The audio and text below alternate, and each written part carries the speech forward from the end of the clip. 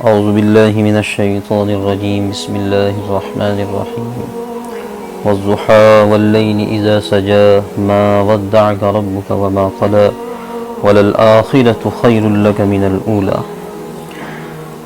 ناظرین، اس وقت ہم سورہ ضحیٰ کا ترجمہ سمجھنے کے لیے یہاں بیٹھے ہیں۔ اللہ تبارک و تعالی ہم سب کو اس کو سمجھنے کی اور اس پر عمل کرنے کی توفیق عطا فرمائے۔ سورہ ضحیٰ دراصل کئی لحاظ سے بہت اہمیت کی حامل ہے۔ سورہ ضحیٰ کو سمجھنے کے لیے ہمیں اس کے شان نزول کو بھی سمجھنا ہوگا، یعنی کہ اس کے جو نازل ہونے کا بیک گراؤنڈ ہے، جو پس منظر ہے، ہمیں اس کو تھوڑا سمجھنا پڑے گا، تب جا کر کے یہ صورت صحیح معنی میں ہمیں سمجھ میں آئے گی۔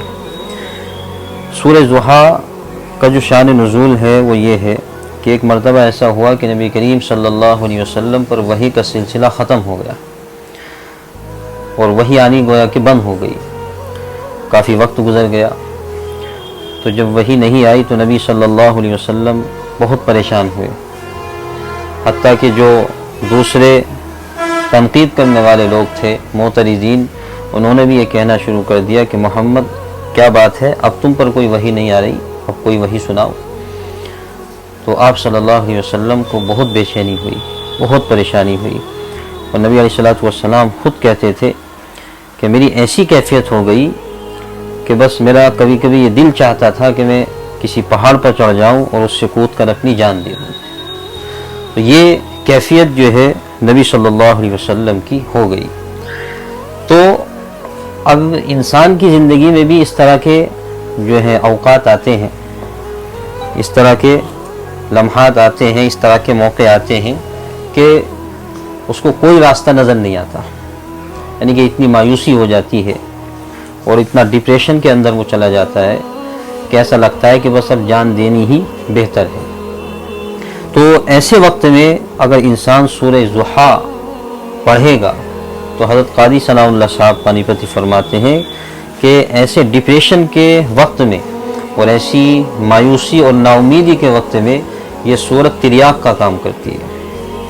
اس کو وہ لکھتے ہیں کہ انسان کی طبیعت میں کبھی کبھی ایسا ہوتا ہے کہ کسی چیز کے اندر من نہیں لگتا، طبیعت نہیں لگتی، تو وہ صوفیہ کی اصطلاح میں اسے کہتے ہیں قبض کی کیفیت۔ اور کبھی کبھی انسان جو ہے ہنستا ہے، کھیلتا ہے، ساری چیزیں نارمل ہو جاتی ہے، طبیعت میں انشراح پیدا ہو جاتا ہے۔ تو کہہ رہے کہ جب نا امیدی کی کیفیت ہو، اس قبض کی کیفیت ہو طبیعت کے اندر، اور سارے راستے بند نظر آ رہے ہوں، تو یہ صورت اس وقت میں انسان کو موٹیویٹ کرتی ہے، اور انسان کو جو ہے اس سے ایک موٹیویشن ملتا ہے، تو یہ تریاق کا کام کرتی ہے۔ تو یہ صورت اس لحاظ سے ہمیں سمجھنے کی ضرورت ہے۔ تو اب یہ دیکھیے کہ کس ماحول میں یہ صورت نازل ہو رہی ہے سمجھنے کے لیے، کہ نبی علیہ السلام کس قدر ڈپریشن میں ہیں اور جو ہے بہت پریشانی کے عالم میں ہے۔ تو اس وقت یہ صورت نازل ہو رہی ہے کہ وَالضُّحَىٰ وَاللَّيْلِ إِذَا سَجَىٰ۔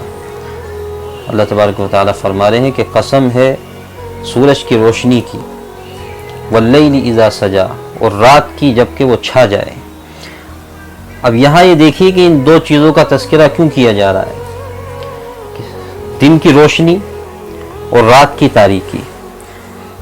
تو اس سے یہ پتہ چلتا ہے کہ دیکھیے زندگی جینے کے لیے جس طرح سے دن کی روشنی ضروری ہے، اسی طرح سے زندگی جینے کے لیے رات کی تاریکی بھی ضروری ہے۔ تو معلوم یہ ہوا کہ انسان کی زندگی میں ہمیشہ ایک سا وقت نہیں رہتا ہے، کبھی خوشی ہوتی ہے، کبھی غم ہوتا ہے، کبھی آسائشیں ہوتی ہیں، کبھی تکلیفیں ہوتی ہیں۔ تو اگر اس طرح کی کیفیت ہو جائے تو آدمی کو یہ نہیں سمجھنا چاہیے کہ اللہ تبارک و تعالی ناراض ہے۔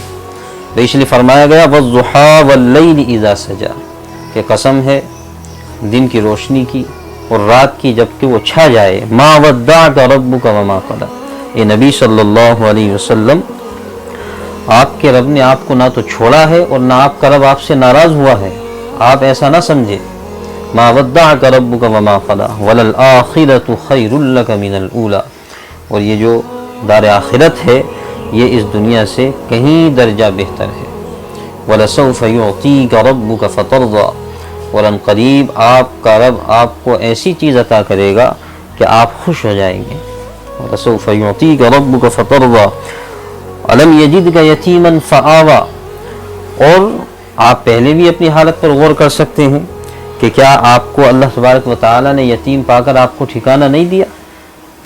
أَلَمْ يَجِدْكَ يَتِيمًا فَآوَىٰ وَوَجَدَكَ ضَالًّا فَهَدَىٰ.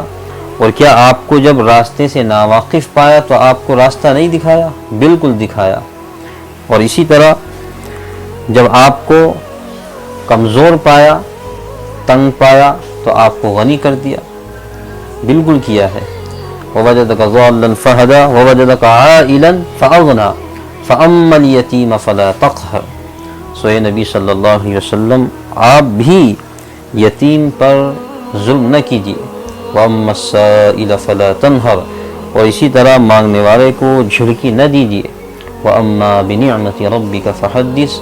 اور اپنے رب کی نعمتوں کو بیان کرتے رہیے. اللہ تعالیٰ عمل کی توفیق عطا فرمائے.